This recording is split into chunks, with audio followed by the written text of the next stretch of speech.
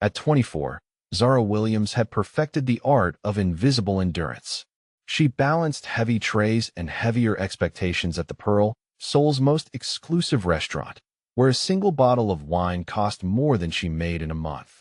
Every smile she forced, every yes sir she swallowed, every ache in her feet from 12-hour shifts was measured against one number: $8,000. That was what she needed to bring her mother from Chicago, to pay for the surgery that could save her life, to finally stop feeling like she was failing the woman who had sacrificed everything to raise her alone. Tonight felt different. Maybe it was the weight of knowing she was still $5,000 short with her mother's condition worsening. Or maybe it was the way the city lights beyond the Pearl's floor-to-ceiling windows seemed to mock her with their cold beauty. She moved through the dining room with practiced efficiency, her natural hair pulled back in an elegant bun that the management insisted upon, her dark skin glowing under the warm ambient lighting that made every patron look wealthy and important. "Where are you from originally?" a curious diner had asked earlier, and she had learned to deflect with a smile, instead of explaining that home was wherever you could earn enough to survive. The main dining room hummed with quiet conversation in 3 languages, the soft clink of crystal glasses, and the barely audible jazz that cost more to license than most people made in a year. Zara had worked here for 8 months, long enough to recognize the hierarchy among the clientele. There were the nouveau riche tech entrepreneurs who ordered loudly to prove they belonged. There were the old money chables who spoke in whispers because they knew everyone was already listening. And then there were the men who sat in corner booths with their backs to the walls, who paid in cash and left tips that seemed both generous and threatening. Table 7 held 3 such men tonight. She approached with the wine list, her standard greeting practiced and professional. The man facing her was perhaps 36, Korean, with the kind of sharp-edged handsomeness that belonged in expensive suits and dangerous situations. His dark hair was styled with precision, his posture spoke of absolute control, and his eyes missed nothing as they tracked her movement. The suit he wore was custom-tailored perfection, charcoal gray with subtle pinstripes that probably cost more than her yearly rent. "Good evening, gentlemen. I'll be serving your table tonight. May I start you with wine or cocktails?" she said, her voice steady and professional despite the way those dark eyes seemed to see straight through her careful composure. The man leaned back in his chair, studying her with an expression that was equal parts assessment and amusement. His companions, clearly subordinates despite their own expensive clothing, remained silent as he spoke. "Bring us your most expensive bottle of red," he said, his English perfect but accented with the kind of authority that expected immediate compliance. "And tell me, do all the help here forget their place so easily? Or is it just you?" The words hit her like a physical blow. Zara felt her professional mask slip for just a moment, revealing the flash of anger and hurt that she usually kept buried beneath layers of necessity and survival. She had heard variations of this before, the casual cruelty of people who confused wealth with worth, but tonight something inside her snapped. "I'll get your wine right away, sir," she replied, her voice carrying just the slightest edge that made his eyebrows raise with interest. She walked to the wine room with measured steps, her mind racing. $2,800. $8,000 needed. Mother growing weaker by the day. Bills that wouldn't wait for her pride. She selected the 2015 Chateau Margaux for $1,000 of liquid arrogance in a dark bottle, and returned to table 7 with the kind of smile that could cut glass. "The 2015 Chateau Margaux," she announced, presenting the bottle with practiced elegance. "One of our finest selections." "Excellent choice," the man said, though they both knew he hadn't chosen anything. "Pour away, and try not to spill. I imagine the help here can't afford to replace what they damage." That was the moment. The precise second when Zara Williams decided that some things mattered more than $8,000, more than survival, more than the careful balance of dignity and desperation that had defined her life for months. She uncorked the bottle with steady hands, lifted it over his pristine shirt and $4,000 suit jacket, and poured the entire contents directly onto his chest. The dining room went silent. Conversations stopped mid-sentence. Crystal glasses paused halfway to lips. Even the jazz seemed to hold its breath as $4,000 of wine soaked into charcoal gray perfection and dripped onto Italian leather shoes. "Oops," Zara said, her voice calm and clear in the sudden quiet. My mistake. The man's companions started to rise, their faces dark with rage, hands moving toward jacket pockets in a way that made nearby diners suddenly very interested in their plates. But their boss held up one hand, stopping them completely, and then did something that no one in the room expected. He smiled. Not the cold smile of impending violence or the bitter smile of wounded pride. A genuine expression of surprise and what might have been delight spread across his sharp features as he looked down at his ruined suit, and then back up at the waitress who had just committed what everyone assumed was professional and possibly literal suicide. Well, he said, pulling a handkerchief from his pocket and dabbing at the wine with movements that were almost theatrical in their calm precision. That was unexpected. He stood slowly, his full height imposing even as wine continued to drip from his clothing. His associates remained frozen, clearly uncertain how to react to their boss's unprecedented response. The man reached into his jacket, and for a moment the entire room tensed, but he only withdrew a money clip thick enough to choke a horse. He peeled off several bills, far more than the wine cost, far more than her weekly salary, and placed them on the table with deliberate care. Then he added his business card, a simple black rectangle with silver lettering that caught the light like a blade. "Keep the change," he said, his voice carrying easily through the silent dining room. "And keep this." His finger tapped the business card once. "When you're ready to work for someone who appreciates courage over compliance, call me." He walked toward the exit, his wine-stained shoes silent on the marble floor, his ruined suit somehow making him look more dangerous rather than less. At the door, he paused and looked back at Zara, who stood frozen beside table 7 with an empty wine bottle in her hands. "My name is Kang Tae-young," he said, and the way he pronounced each syllable made it clear this was a name that mattered, a name that carried weight in rooms far more dangerous than this one. "I have a feeling we'll be seeing each other again very soon." Then he was gone, leaving behind the lingering scent of expensive cologne, French wine, and the kind of trouble that came wearing custom suits and knowing smiles. Zara looked down at the business card in her trembling fingers, at the phone number that might be salvation or destruction, and realized that her life had just changed in ways she couldn't yet begin to understand. 2 days passed since the wine incident, and Zara Williams had replayed every moment 100 times. The business card sat in her wallet like a loaded weapon, black ink on expensive cardstock that seemed to pulse with possibility and danger. She had researched the name Kang Tae-young online and found virtually nothing, which somehow made it worse. Men who controlled that much money and commanded that much respect didn't leave digital footprints unless they chose to. The Pearl buzzed with whispered speculation. Management had reviewed the security footage, questioned the staff, and somehow decided that the incident never happened. The wine had been charged to the house, the mess cleaned up, and everyone told to forget they witnessed anything.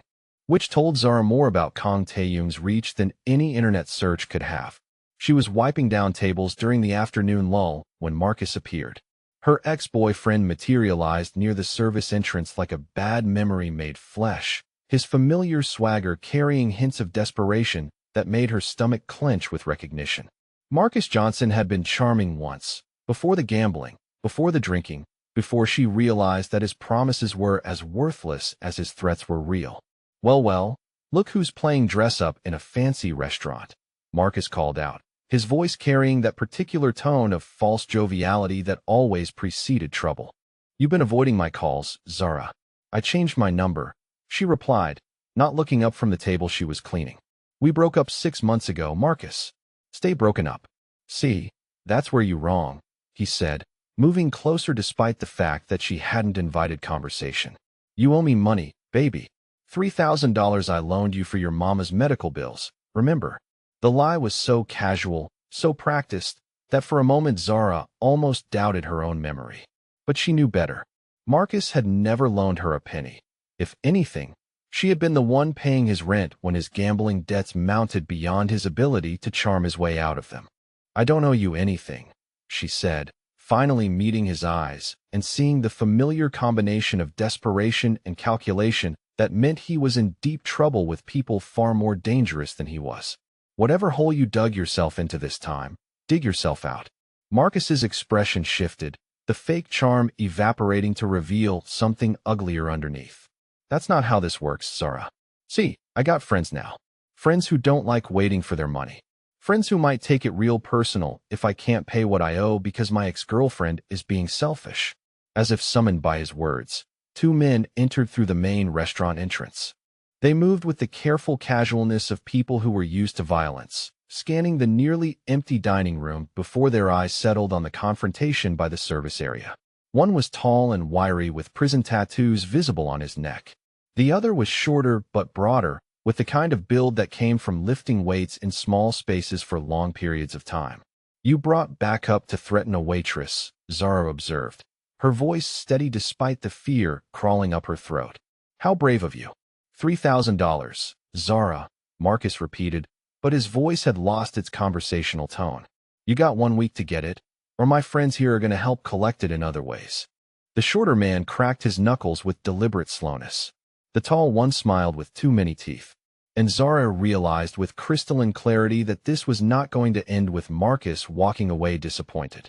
This was going to end with blood, with pain, with her life destroyed in ways that had nothing to do with money and everything to do with the kind of men who saw women as resources to be harvested when other assets dried up.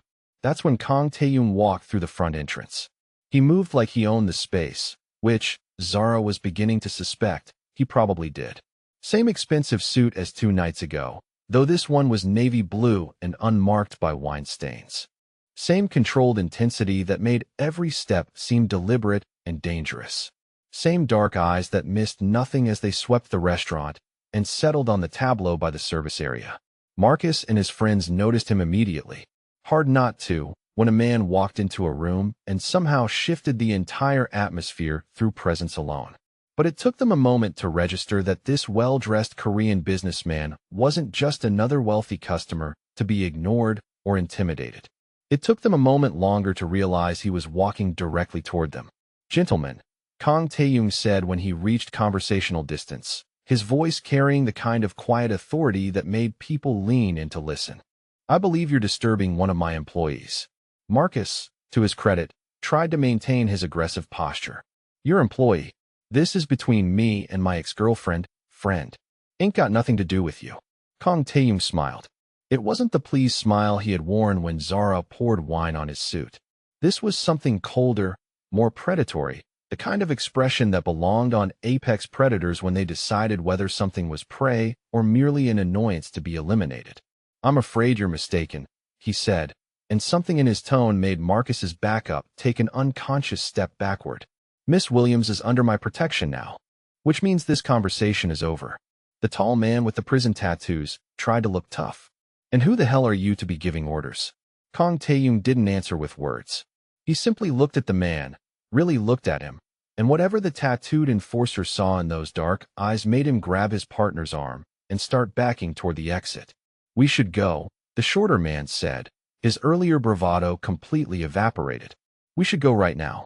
Marcus looked between his retreating backup and the Korean man who had somehow emptied his threat of all meaning without raising his voice or making a single overtly aggressive move. Smart money, he muttered, then louder. This ain't over, Zara. Yes, Kang Taeyun said pleasantly. It is. And Marcus left, practically running to catch up with his already fleeing associates, the restaurant doors swinging shut behind them with a soft chime that sounded almost cheerful after the tension of the last few minutes. Kang Taeyun turned to Zara, who was still holding a cleaning rag and trying to process what had just happened. Effective immediately, you'll be working for me instead of this establishment. The salary is $150,000 per year, plus living arrangements, plus comprehensive medical coverage for you and your family. Zara stared at him. I'm sorry, what? I own 40% of this restaurant, Miss Williams, along with several other properties in the area. I've been watching you since our wine incident, and I believe you have qualities I find useful. Consider this a job offer. Her mind reeled. Job offer. Protection. $150,000. More money than she had ever imagined having. Offered by a man who had just made 3 dangerous men flee with a look. What kind of job? She asked. Because she wasn't naive and she wasn't stupid, and men like Kang Taeyun didn't hand out life-changing amounts of money without expecting something significant in return.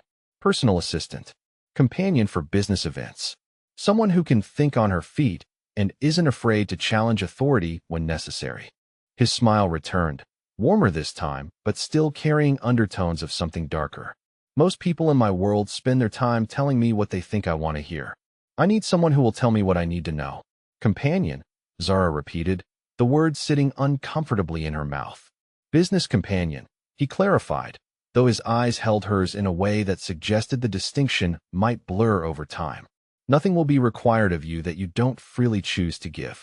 And if I say no, then you go back to working here for minimum wage while Marcus escalates his threats until someone gets hurt, Kang Tae-young said matter-of-factly. Men like him don't give up, Miss Williams. They get more desperate, more dangerous, until they do something irreversible.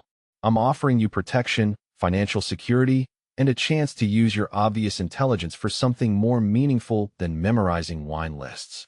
Zara looked around the restaurant that had been her world for 8 months, at the tables she cleaned and the customers who barely saw her as human, at the life she had built from necessity and desperation.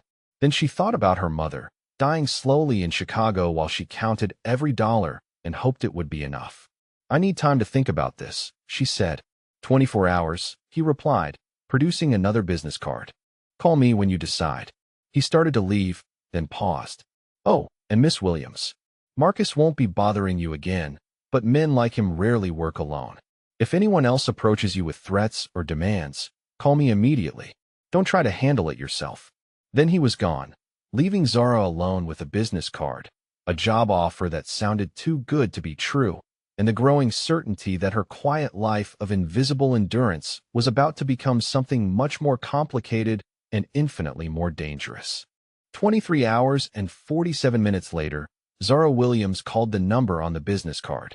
Marcus had helped make her decision by leaving a brick through her apartment window with a note promising that $3,000 was just the beginning, that his new friends had expensive tastes and creative collection methods.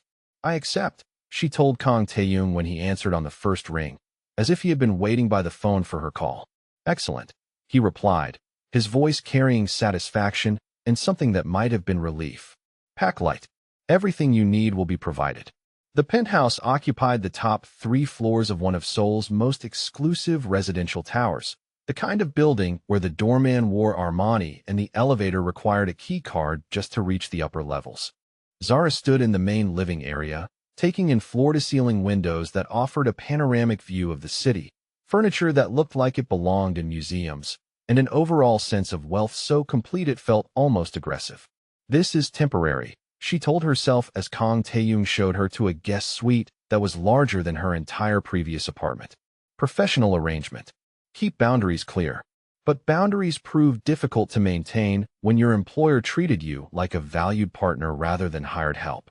Within a week, Zara found herself sitting in on business meetings, taking notes not just on schedules, but on the subtle dynamics between Kang Tae-young and the stream of visitors who came to the penthouse. Some meetings were clearly legitimate. Real estate developers seeking permits, shipping company executives discussing routes and schedules, politicians whose public faces she recognized from television.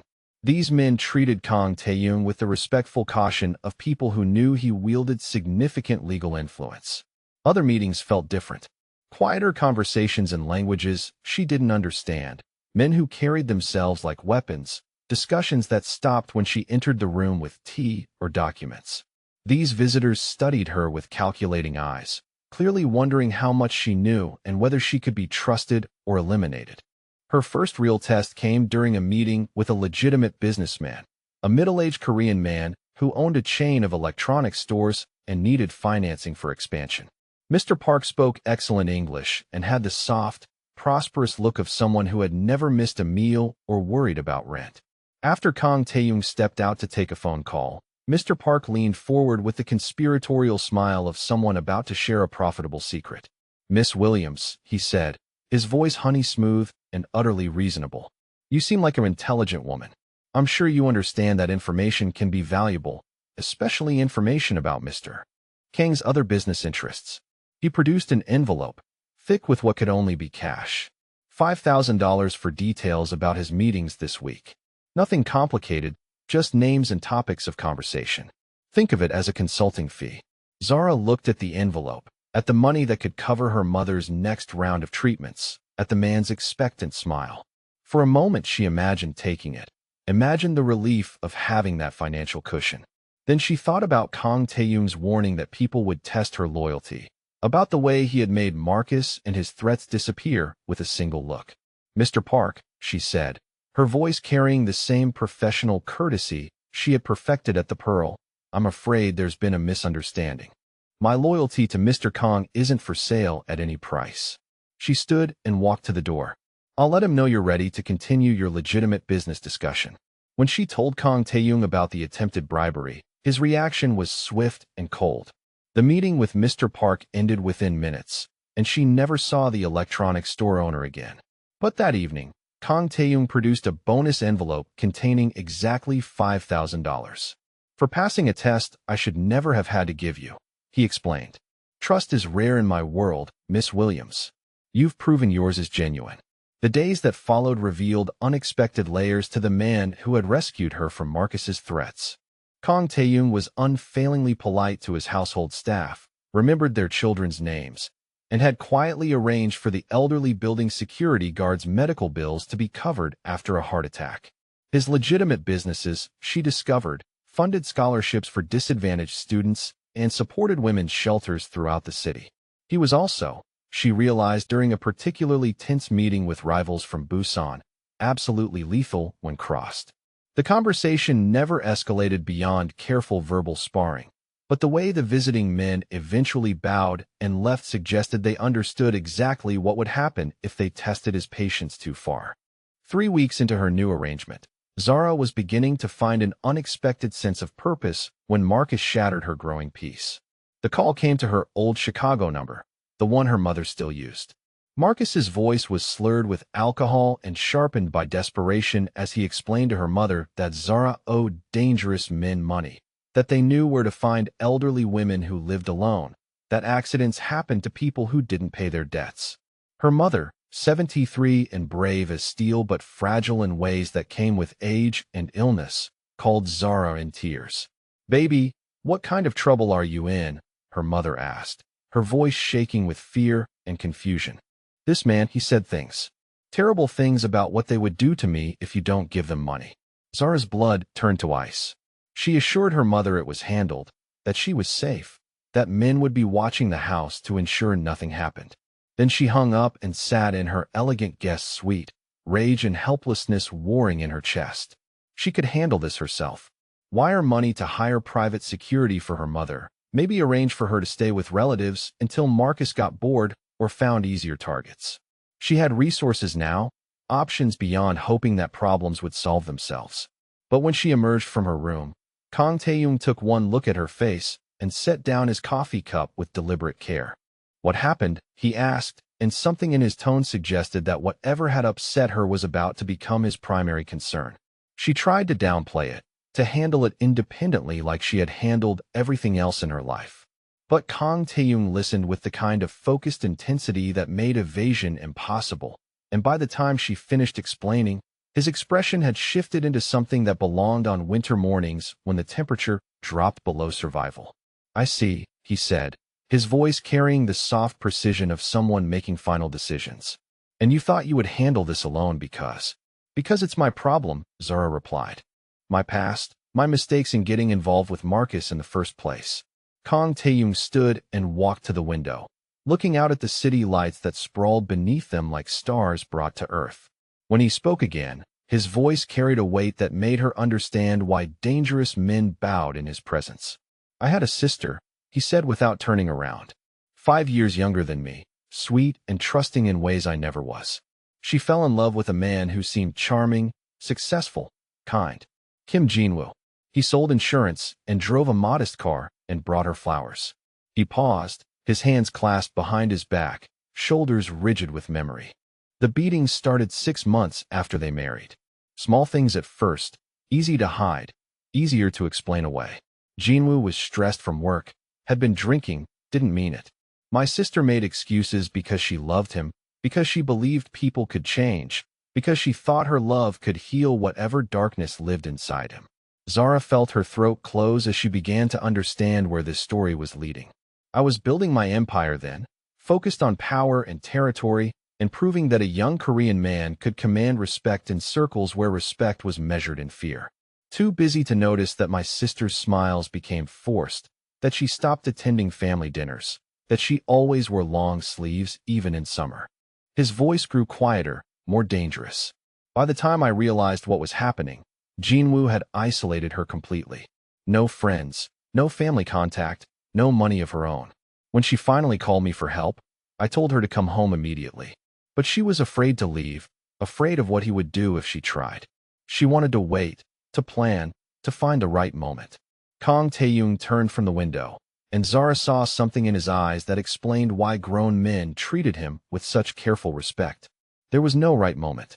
Jinwoo killed her 2 days later when he found her packing a bag, beat her to death with his bare hands, and then called the police to report a burglary gone wrong. The silence stretched between them, heavy with grief and rage, and the kind of pain that reshapes a person's entire understanding of justice. I couldn't save her because I was too focused on building power instead of protecting what mattered. But I can save you, Miss Williams. And your mother. And I will ensure that Marcus and anyone he associates with understand exactly what happens to men who threaten what belongs to me. Something in his tone, in the casual way he claimed ownership of her safety and her family's welfare, should have offended her. Should have triggered every independent instinct she had spent years developing. Instead, she felt a profound sense of relief, as if she had been carrying a weight alone for so long that she had forgotten what it felt like to have someone strong enough to help bear it. "What are you going to do?" she asked. "What I should have done the moment Marcus first threatened you," Kang Tae-young replied. "I'm going to make him disappear." The way he said it, matter-of-fact and final, left no doubt that he meant permanently. And Zara realized, with a clarity that should have terrified her, that she felt no horror at the prospect. Only gratitude that someone finally cared enough about her safety to make the hard choices she couldn't make herself. That night, as Kang Tae-young made calls in languages she didn't understand to people whose names she never learned, Zara sat in her guest's suite and acknowledged a truth she had been avoiding since the moment she poured wine on his expensive suit. She was falling in love with the dangerous man who had become her salvation, and she no longer cared what that might cost her. 3 months had passed since Zara Williams first entered Kang Tae-young's world, and she had almost forgotten what it felt like to worry about money or safety. Almost forgotten, because the habits of survival died hard, and she still found herself calculating costs and exit strategies even while living in unprecedented luxury. But the constant knot of fear in her stomach had loosened, replaced by something warmer and infinitely more dangerous. Her mother's arrival in Seoul had been a triumph of Kang Tae-young's resources and influence. Within 48 hours of his phone call, Gloria Williams was on a private medical transport to Seoul National University Hospital, where the best cardiac surgeons in Asia performed the valve replacement that Chicago doctors had deemed too risky for her insurance coverage to approve. The surgery was successful. Her mother was recovering ahead of schedule, her color improving daily, her strength returning in ways that felt miraculous after months of watching her slowly fade. Zara visited every afternoon, bringing flowers and books and the kind of hope she hadn't dared to feel in years. She should have known that happiness, for someone like her, always came with a price. The attack came on a Tuesday afternoon, exactly when her routine had become predictable. Zara was leaving the hospital through the main entrance, her mind occupied with plans for her mother's discharge and the apartment Kang Tae-young had arranged nearby, when the van pulled up to the curb with the aggressive casualness of predators who had been watching and waiting. 3 men emerged. She recognized Marcus immediately despite his gaunt appearance and the desperate edge that hunger for drugs and revenge had carved into his features.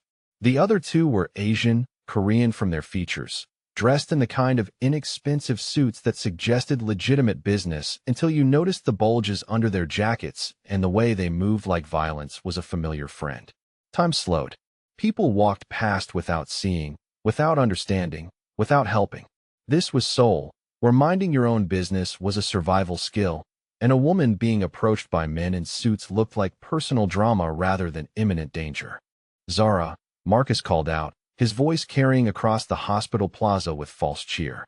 Been looking everywhere for you, baby. Time to settle accounts. She turned and ran. Not toward the hospital entrance where security guards might intervene, because she had learned enough about Kang Taeyung's world to know that men like these wouldn't be deterred by uniforms and authority. Not toward the crowded street where civilians might be hurt. Instead, she ran toward the parking structure, toward shadows and concrete, where whatever happened next wouldn't endanger innocent people. They caught her on the third level. The hand that grabbed her shoulder spun her around with casual violence.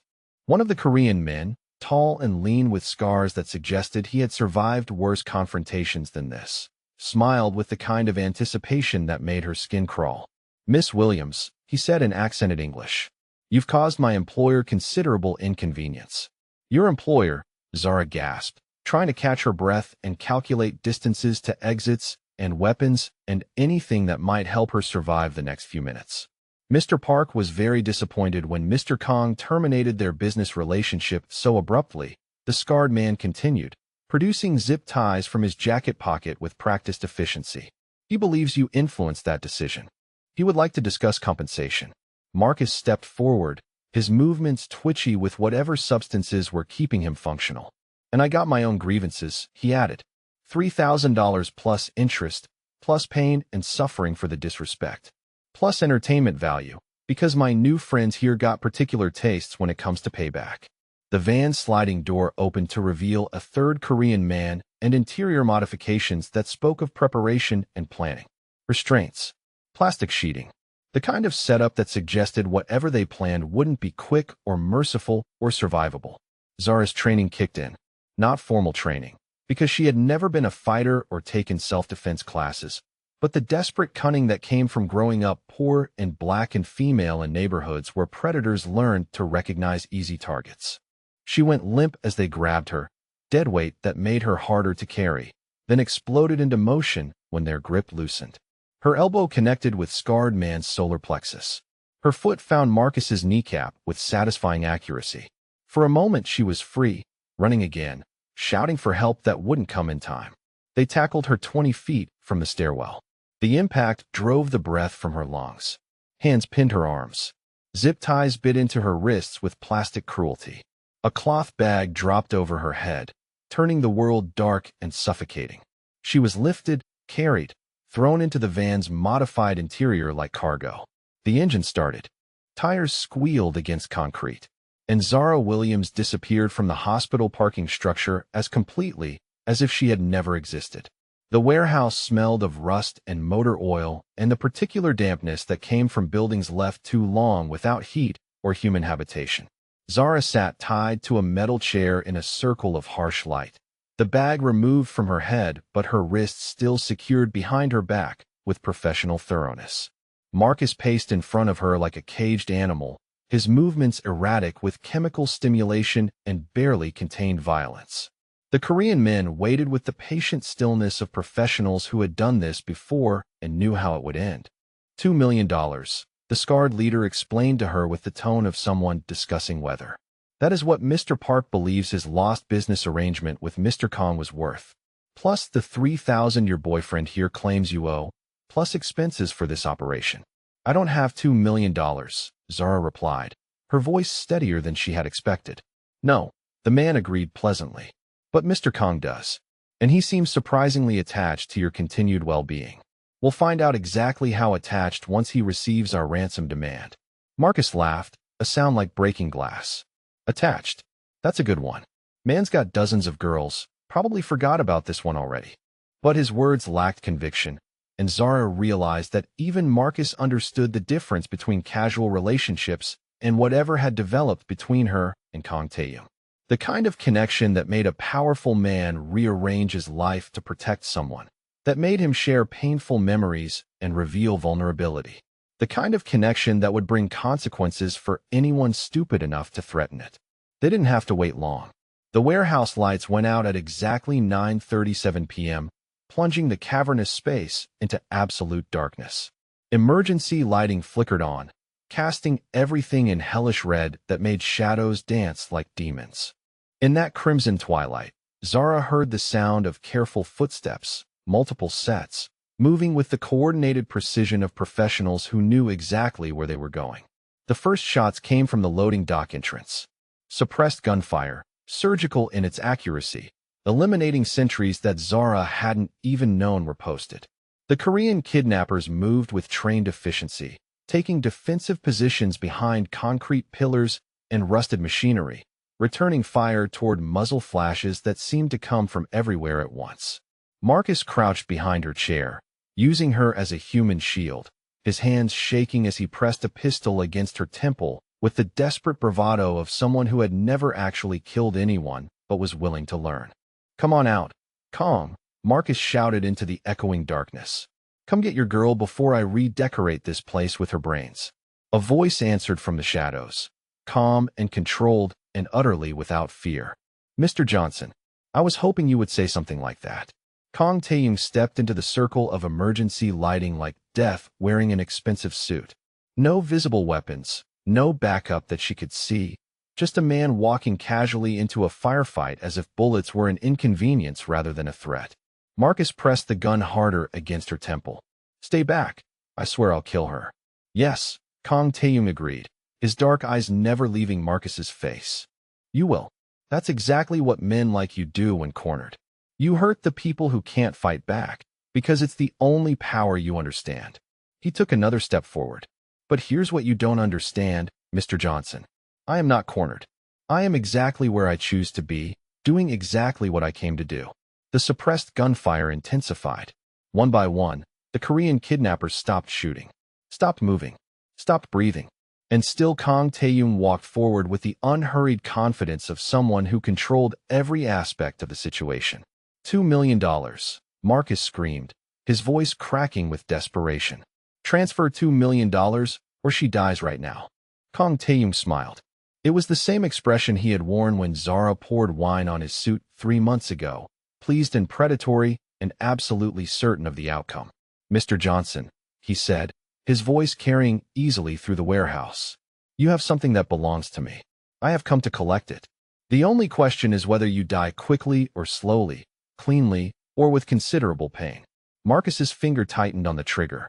Zara closed her eyes and thought about her mother, about the good life she had almost had, about the dangerous man who had cared enough to risk everything to save her. The gunshot was impossibly loud in the confined space. When Zara opened her eyes, Marcus was falling backward, a neat hole in his forehead, and surprise frozen on his face. Kong Taeyong stood 10 feet away, a smoking pistol in his hand that seemed to have materialized from thin air. The warehouse fell silent except for the steady drip of water somewhere in the darkness and her own ragged breathing. Kong Taeyong moved behind her chair, cutting her restraints with a knife that appeared and disappeared like magic, his hands gentle despite the violence he had just unleashed. "Are you hurt?" he asked, his voice soft with concern that contrasted sharply with the bodies cooling around them. "No," she whispered, then louder. "No, I'm not hurt." "Good," he said, helping her to her feet with careful attention to her bruised wrists and shaking legs. "Then we should leave. My associates will handle the cleanup." As if summoned by his words, men in dark clothing emerged from the shadows, moving with professional efficiency to deal with evidence and bodies and all the messy details that came after violence. They worked in silence, their faces hidden, their movements practiced in ways that suggested this was not their first such operation. Kong Taeyong guided her toward a black car waiting outside the warehouse, his arm around her shoulders protective rather than possessive. She should have been terrified, traumatized by witnessing multiple deaths, horrified by the casual efficiency with which he had orchestrated the rescue. Instead, as she looked up at his sharp features in the moonlight, she felt only gratitude and relief and a bone-deep certainty that she was exactly where she belonged. "Thank you," she said as he helped her into the passenger seat. "You don't thank me for protecting what's mine, Zara Williams," he replied, and something in the way he said her name made her heart skip beats she couldn't control. The drive back to the penthouse passed in comfortable silence, her hand in his, both of them processing what had just happened and what it meant for whatever came next. She had seen him kill without hesitation to protect her. He had risked his own life to save hers. The careful boundaries they had maintained for 3 months had been incinerated as thoroughly as Marcus and his dreams of easy money. In the elevator to his penthouse, surrounded by mirrors and soft lighting and the lingering scent of expensive cologne mixed with cordite, Zara Williams made a decision that would change everything. She turned to face Kang Tae-young, reached up to cup his face in her hands, and kissed him with all the gratitude and terror and desperate love that had been building in her chest since the moment he smiled at her for pouring wine on his suit. He kissed her back like a man who had been waiting his entire life for permission to claim what he wanted, his arms wrapping around her with careful strength, his mouth soft and demanding and absolutely certain. When they broke apart, breathless and shaking with the force of finally acknowledging what had been growing between them, she looked into his dark eyes and saw her future reflected there. Dangerous, complicated, absolutely worth every risk she would have to take to keep it. "I love you," she whispered against his lips, the words coming easier than breathing. "I know," Kang Tae-young replied, his smile warm and possessive and completely satisfied. "You're mine now, Zara Williams. Forever." The safe house was nothing like Kang Tae-young's penthouse. Tucked into the hills outside Seoul, it resembled a traditional Korean home from the outside, while housing state-of-the-art security and communication systems within its elegant wooden walls. Here, surrounded by gardens and silence, Zara Williams spent 3 days recovering from the warehouse and learning what it meant to love a dangerous man. She woke on the third morning to find Kang Tae-young sitting in a chair beside the bed, fully dressed despite the early hour, watching her sleep with an intensity that should have been disturbing but felt protective instead. Morning light filtered through rice paper screens, casting everything in warm gold that made his sharp features seem softer, more human. "How long have you been sitting there?" she asked, her voice husky with sleep and the lingering effects of adrenaline crash. "Long enough to convince myself you're real," he replied, reaching out to brush a curl away from her face with fingers that trembled almost imperceptibly. "Long enough to understand that what I feel for you has moved far beyond protection or professional arrangement." Zara sat up against the headboard, pulling the silk robe he had provided closer around her body. For 3 days they had danced around the intensity of what happened in that elevator, the kiss that changed everything, the words that couldn't be taken back. Now, in the gentle morning light, it was time to face what came next. "What do you feel?" she asked, because she needed to hear him say it plainly, needed the words to match the actions that had brought her here. Kang Tae-young stood and walked to the window, looking out at gardens where cherry blossoms bloomed in defiance of the season. "Possession," he said, his voice carrying the weight of confession. "Complete, absolute possession. You are mine, Zara Williams, in ways that have nothing to do with contracts or arrangements or protection." He turned to face her, and she saw something in his dark eyes that made her breath catch. "I want you in my bed every night for the rest of my life. I want you beside me at business dinners and family gatherings and quiet mornings like this. I want the right to eliminate anyone who threatens you, the privilege of providing everything you need, the honor of being the man you choose above all others." His honesty was devastating in its completeness. No romantic platitudes or careful negotiations. Just raw truth delivered with the same directness he brought to everything else. "You're talking about marriage," she said. "I'm talking about ownership," Kang Tae-young corrected, moving closer to the bed with predatory grace. "Marriage is a legal construct. What I want from you is deeper, more permanent. I want you to be mine in ways that can't be dissolved by courts or broken by arguments or threatened by other men." Something in his tone, possessive and demanding and utterly certain, should have triggered every independent instinct she had spent years developing. Instead, Zara felt a profound sense of rightness, as if she had been searching for someone strong enough to claim her completely and finally found him. "And what do I get in return for this ownership?" she asked, though her body's response to his proximity was already providing answers. "Everything," he said simply. "My protection, my resources, my complete devotion. Your mother will want for nothing. Your dreams, whatever they are, will be funded and supported. Anyone who threatens you will cease to exist. You will never again worry about money or safety or whether you matter to someone." He sat on the edge of the bed, close enough that she could smell his expensive cologne and see the way his pulse jumped at the base of his throat. "But mostly you get me. All of me. The legitimate businessman and the criminal. The man who builds schools and the man who kills enemies. The tenderness and the violence. The wealth and the danger. Everything I am, focused entirely on making your life better.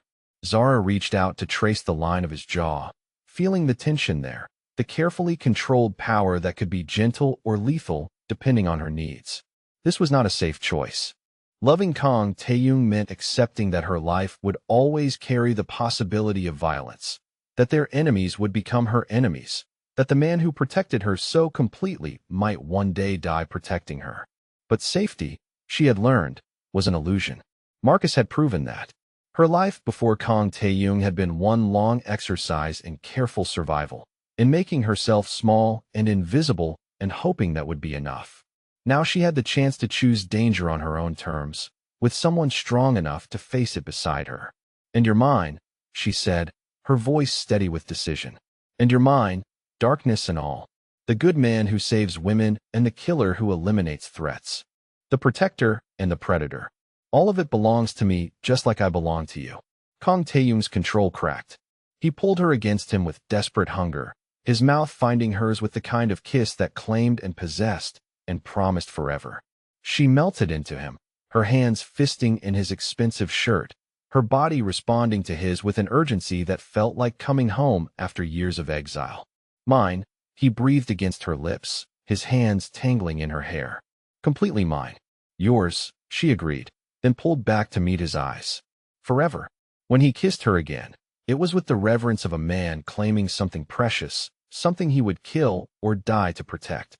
And when she kissed him back, it was with the fierce joy of a woman who had finally found someone worth surrendering to. Later, as they lay tangled in silk sheets with morning light painting patterns across their skin, Kang Tae-young spoke of practical things. Wedding plans that would unite their lives legally as well as emotionally. Business arrangements that would give her official roles in his legitimate enterprises. Security measures that would ensure her safety and her mother's became his primary concerns.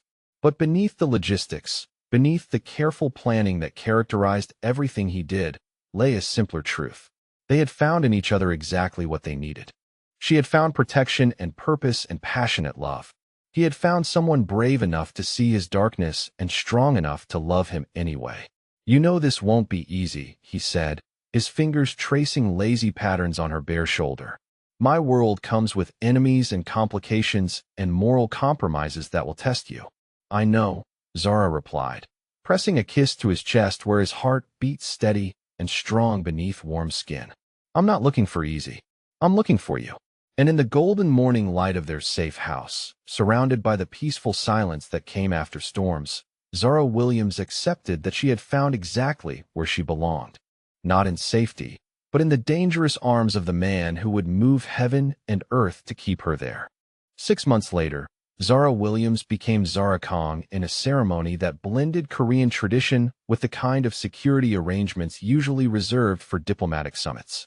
The wedding took place at a private estate in the mountains outside Seoul, where cherry blossoms bloomed out of season and every guest had been background checked by professionals who made government security look amateur. She wore white silk embroidered with golden phoenixes, a dress that had been crafted by the same atelier that dressed Korean royalty. Kang Tae-young stood waiting for her in traditional hanbok, midnight blue with silver threading that caught the light like stars. When their eyes met across the ceremonial space, she saw the same fierce satisfaction she felt, the bone-deep knowledge that they were exactly where they belonged. The ceremony itself was conducted in Korean with English translation for her mother, who sat in the place of honor with tears streaming down her healthy, glowing face. Gloria Williams had gained 20 pounds since her surgery, her color robust, her energy restored in ways that seemed miraculous. She wore a dress that cost more than her old house, courtesy of her son-in-law's insistence that his wife's family should want for nothing. When the officiant pronounced them married, when Kang Tae-young kissed her with gentle reverence before an audience of Korea's most powerful and dangerous men, Zara felt the final pieces of her new life click into place. She was no longer a struggling waitress hoping for survival. She was the wife of a man who commanded empires, the woman who had earned her place beside him through courage rather than circumstance. The business partnership had evolved naturally. Zara Kong now held official positions in 3 of her husband's legitimate enterprises, her insight and intelligence proving as valuable in boardrooms as her fearlessness had been in restaurants. She had a gift for reading people, for seeing the subtle tells that indicated deception or desperation or dangerous ambition. More than once, her observations had saved them from partnerships that would have proven costly in ways beyond money. But it was the quiet moments that revealed how completely their lives had intertwined. Mornings when she woke to find Kang Taeyong reading reports in bed beside her, sharing details of his day that he trusted no one else to hear. Evenings when they dined together at the penthouse, planning legitimate business expansions while discussing which enemies might require more direct attention. Nights when they held each other in the aftermath of violence done in protection of their chosen family. Tonight marked their 6-month anniversary, and Kang Taeyong had chosen to celebrate by returning to the place where their story began. The Pearl glowed with the same elegant lighting, the same hushed conversations, the same atmosphere of wealth and power that had made her feel invisible 6 months ago. Now she walked through the dining room as the wife of a man who owned 40% of the establishment, wearing a black dress that cost more than she used to make in a year, her natural hair styled in an elaborate updo that spoke of professional attention and unlimited resources. Conversations quieted as they passed. Heads turned with respectful recognition. She was no longer the help, no longer invisible. Their table was the same corner booth where Kang Taeyong had sat that first night, where he had made his cruel comment about knowing one's place. Now he helped her into her seat with the careful attention of a man who cherished what was his dark eyes warm with satisfaction as he watched her take her rightful place in his world. "The wine list," he said with the same smile he had worn when she soaked his expensive suit. "I believe you have strong opinions about wine selection." Their server approached with the nervous deference of someone who recognized exactly who they were serving. She was young, perhaps 22, with the careful polish that came from expensive training and the subtle tension of someone working a job that demanded perfection. African-American like Zara had been, though this girl carried herself with more confidence, less desperation. "Good evening, Mr. Kong, Mrs. Kong," the young woman said, her voice steady despite the obvious awareness that she was serving people who could change her life with a word. "I'm Michelle, and I'll be taking care of you tonight. May I start you with cocktails, or would you prefer to see our wine selection?" Zara exchanged glances with her husband, remembering another night, another nervous server, another moment when everything could have gone differently. "Wine," she said, her voice warm with kindness that would have seemed impossible 6 months ago.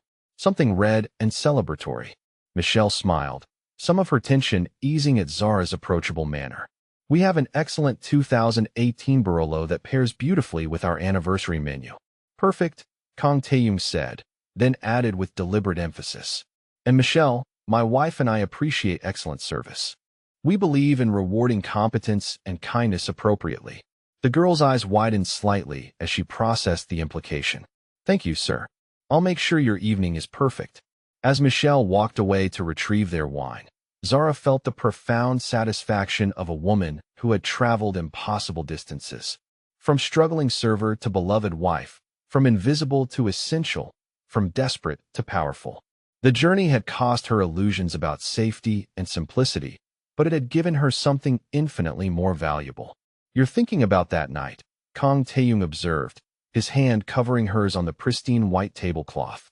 "About how angry you made me," she agreed, turning her palm up to interlace their fingers. "About how certain I was that I was about to ruin my life." His thumb traced over her wedding ring, platinum and diamonds that caught the ambient light like captured stars. "And now I know I was saving it," Zara replied, lifting their joined hands to press a kiss to his knuckles. "One wine stain at a time." Michelle returned with their bottle, handling the presentation with practiced grace. As she poured, her movements confident and professional, Zara saw herself 6 months ago, desperate and proud and unaware that her life was about to transform completely. "Excellent choice," Kang Taeyong told Michelle, offering the kind of approval that would ensure the young woman's career advancement. "Please tell the sommelier that Mrs. Kong and I will remember this recommendation." After Michelle left with visible relief and gratitude, Zara raised her glass in a toast. "To spilled wine and second chances," she said. To dangerous men and fearless women, Kong Taeyong countered, touching his glass to hers with the soft chime of crystal meeting crystal. They drank, and in the warm amber light of the Pearl's dining room, surrounded by the quiet conversations of Seoul's elite, Zara Kong felt the deep contentment of a woman who had found exactly where she belonged. Not in safety, but in the loving possession of the dangerous man who had seen her worth when she poured wine on his expensive suit and decided she was worth keeping forever. Outside the windows, the city sparkled with lights and possibilities. Inside, a former waitress sat beside the Korean crime boss who had claimed her heart, both of them exactly where they were meant to be. From spilled wine to spilled blood to wedding rings and shared empire, their story had come full circle. And in the morning, they would wake up together and begin another day in the dangerous, beautiful life they had chosen with eyes wide open and hearts completely committed.